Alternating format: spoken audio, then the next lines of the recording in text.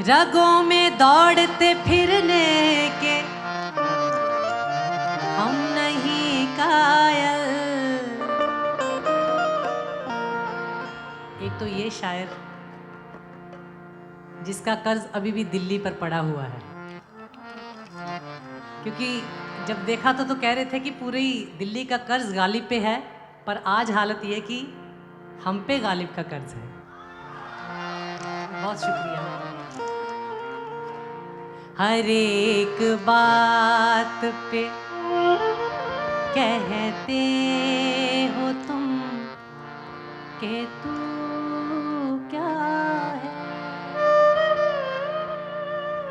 तुम ही कहो ये अंदाज़ गुफ्तगू क्या है।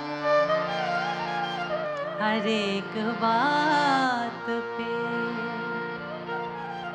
रगों में दौड़ते फिरने के हम नहीं कायल।